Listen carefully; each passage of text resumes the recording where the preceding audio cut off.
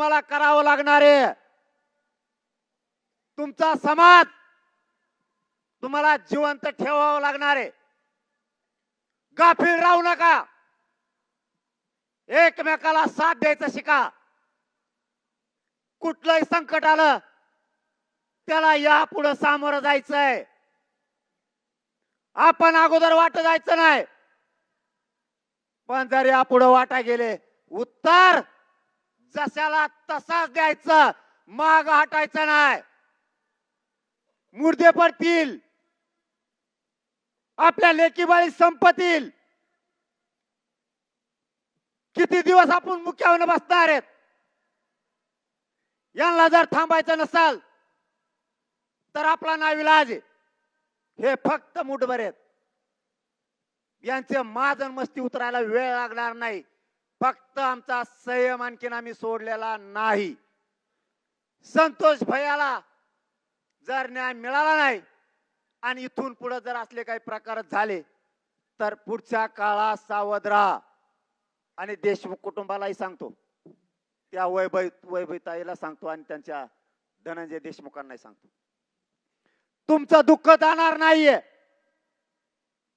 याची जाण आम्हाला आहे. तुम्हाला कोणी किती दुःख विसरा म्हणलं तुम्ही या संकटातून बाहेर नाही पडू शकत. पण संतोष भैयाला न्याय देण्यासाठी तुम्हाला आता धीर धरावा लागणार आहे आणि धट व्हावंच लागणार आहे. तुमच्याकडे बघून हा समाज लढतोय. तुम्हाला संकटाचा सामना करावा लागणार आहे. आणि मराठ्यांनाही सांगतो, परिस्थिती ही मराठ्यांना कायमच विरोध करत आली. आपल्याला हटून चालणार नाहीये. सगळ्या मराठ्यांनी एक जीव राहा. माग जर हटलो तर आपल्या लेकरा बाळाच्या आणि समाजाचे तुकडे पडण्याची शक्यता आहे. माझा विचार मी नाही करत. मी कोणाच्या धमक्याला आणि फिमक्याला उडून लावतो. मी नाही मोजत त्यांना आणि कधी मोजणारही नाही. मी मरायला भेट नाही. तुम्हाला मरा म्हणून सांगत नाही. पण लढायचं शिका. काळ धावून आलाय. या काळाला संपवायचा असाल तर तुम्हाला बेफिकर राहून चालणार नाही. यांना नीट करायचे सगळ्या वस्तू मराठ्यांकडे आहेत. फक्त आपण आणखी त्या हातात घेतल्या नाहीत. जर धनंजय मुंडे त्याच्या गुंडाच्या टोळीच्या माध्यमातून असंच करत राहिला तर पुढच्या काळात आपल्याला सुद्धा सावध राहावं लागणार आहे. त्याचं पाप झाकायसाठी तो ओबीसीचं पांघरून घेतोय.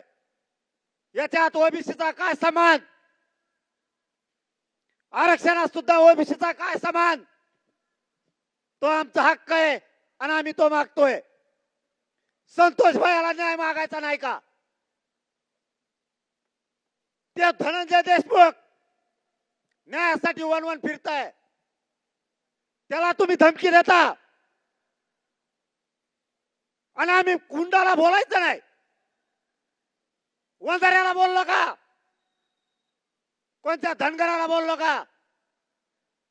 दलित मुस्लिमांना बोललो का?